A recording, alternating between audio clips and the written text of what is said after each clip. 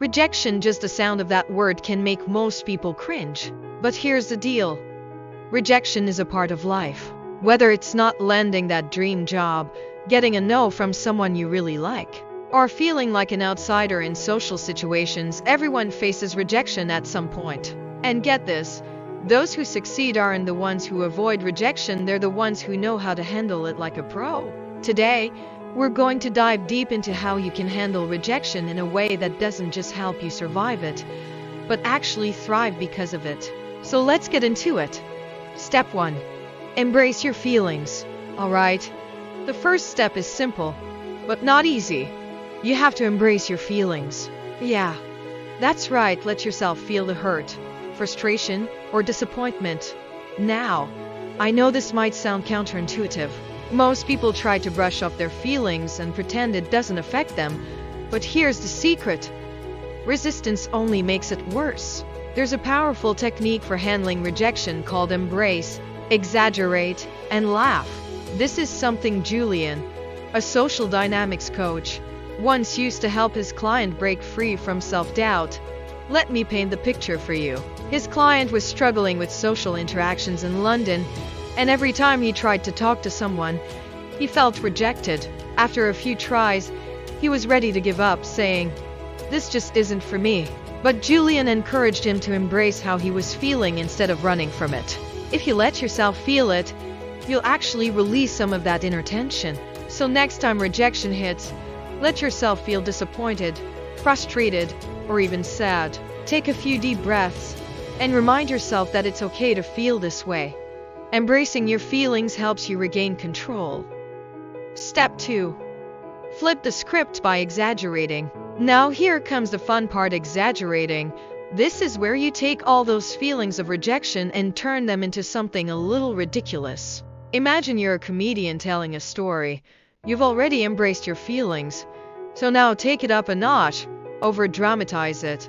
Think of it as a playful exaggeration. In Julian's story, he told his client to go up to someone and say, "Hey, I'm really sad right now." The client was literally tearful, but he embraced that sadness and exaggerated it. Guess what happened? People were more receptive, sympathetic, and even shared a laugh with him.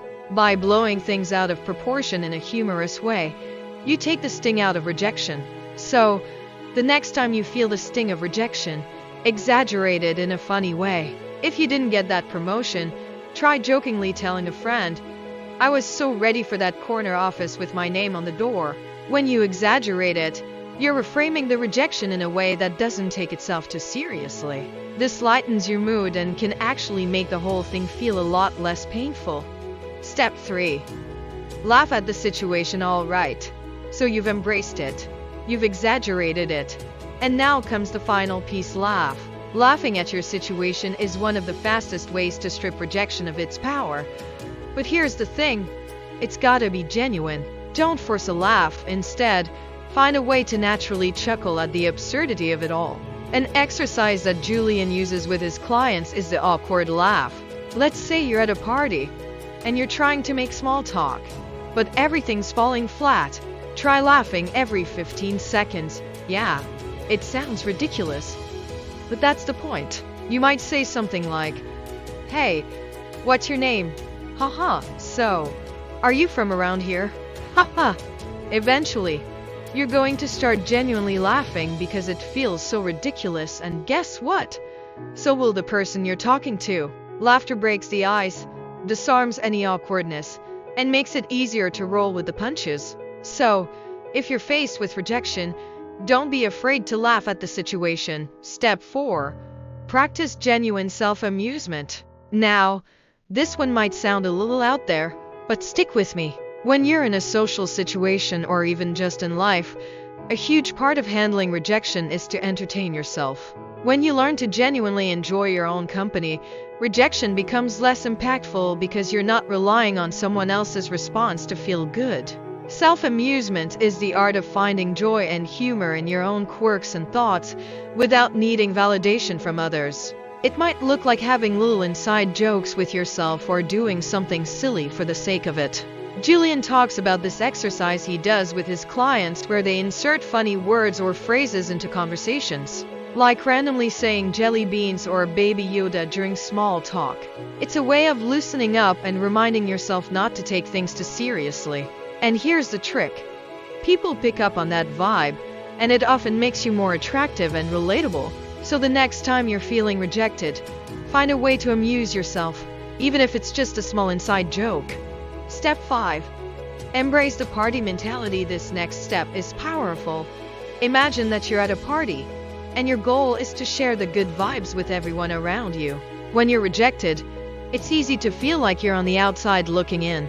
But instead of focusing on getting approval from others, focus on bringing others into your party. There's a story Julian shares about a guy who was super passionate about Game of Thrones. One day, he was sharing his love for the show in a seminar, talking passionately about the character Hodor and his storyline. Everyone around him got pulled into his story. And that's the key.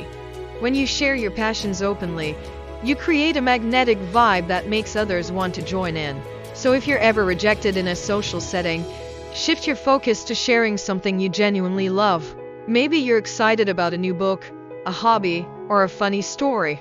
Let others in on the party going on in your head. And rejection will feel less like a setback and more like just another part of the fun. Step 6. Focus on growth moments. Here's the truth.